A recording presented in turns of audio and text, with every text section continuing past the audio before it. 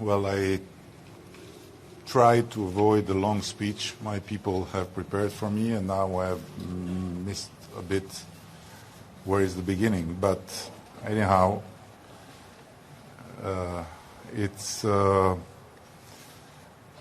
with no doubt that the beginning is Ursula, and I want to express a very deep, heartfelt thank you to her for having been so much bulletproof, dear and truthful friends to Albania and to our region. And Ursula, I want to guarantee you that this is a good investment, because for friends we always go an extra mile, and we can even kill. So you are the safest European politician that exists. And on the other hand, I know that Federica knows that what I'm saying is true.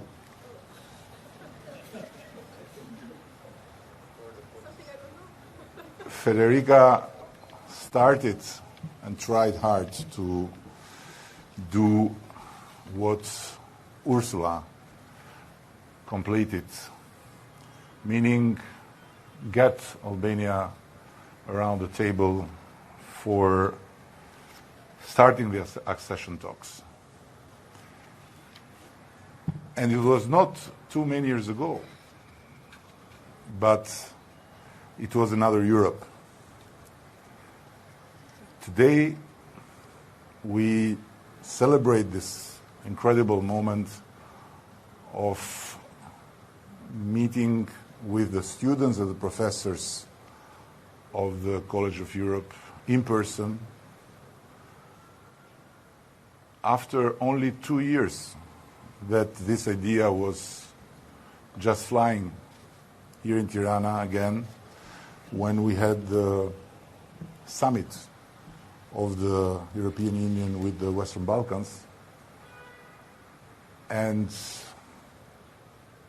for the EU standards, 2 years from the idea to the completion, it's quite an achievement. And it started from a conversation with the President von der Leyen and myself. And it's an example that can be used. What a great thing would be if Germans and Albanians would be together in the European Union to speed up a lot of things together. No one would have believed that this could happen in such a short time, but it happened. And I don't believe in coincidences myself, and to me it's not a coincidence that the college opens its campus at the exact time when Albania opens the accession talks for the first cluster of the acquis, starting the hardest part of the process to become a member of the European Union. It's just another very strong sign to me that the stars of Albania have finally aligned, and our path to membership has become unstoppable. But there is no better time than now also to have here in Tirana this cohort of students who will be best trained on the EU as well as on the Western Balkans, and who will serve the common future of both.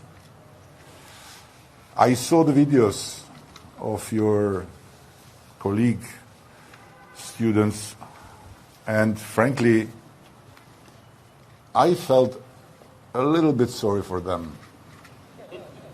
Bruges, full of rain. Natolin, full of snow. Look here. And it's just the beginning. You haven't seen nothing yet.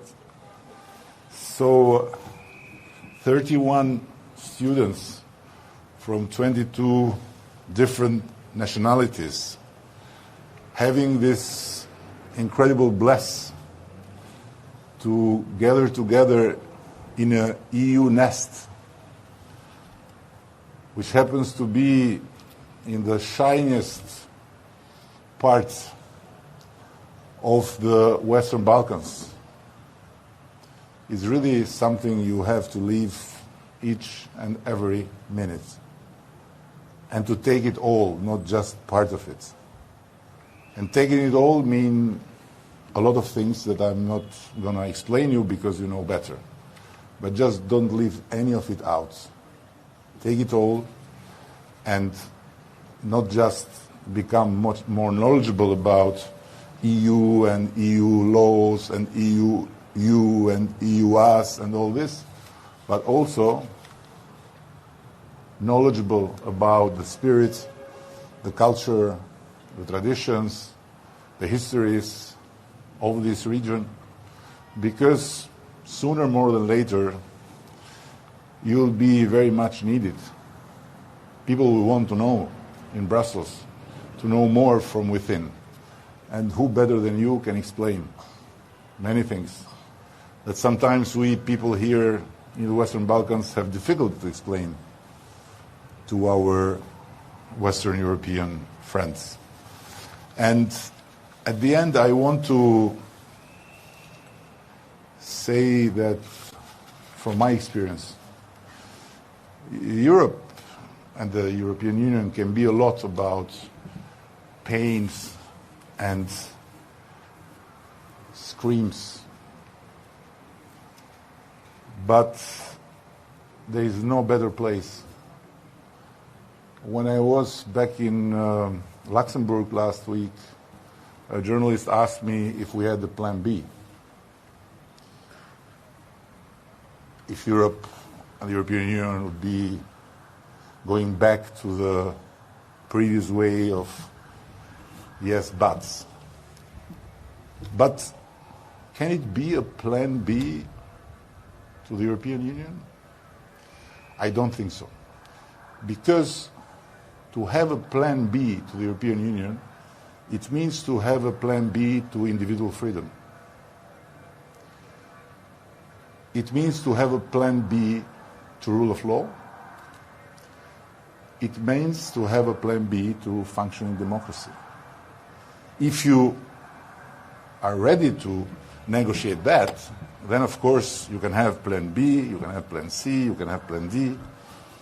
But I believe that this ABC that makes the European Union the most incredible project that the political mind has ever imagined and dared to create is unnegotiable. There is no other way, there is no other place where you can be sure that yourself, your family, your kids, the kids of your kids will have these three fundamental things: individual freedom, rule of law, and functioning democracy.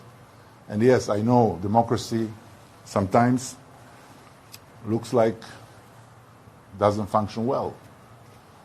But because of that, going against the European Union, imagining and envisaging a tomorrow out of the European Union is simply nonsense. So I wish you all the success you are looking for. I guarantee you all the happiness Albania is looking for to give you back out of the classrooms, because in the classrooms Albania is not present, it's EU, so classrooms will be more boring.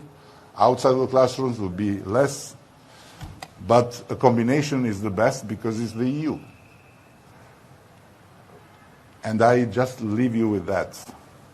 Everything that makes you angry or makes you unsettled or makes you disappointed about EU should serve not to fight or join fights against EU, but simply to fight back for a better EU.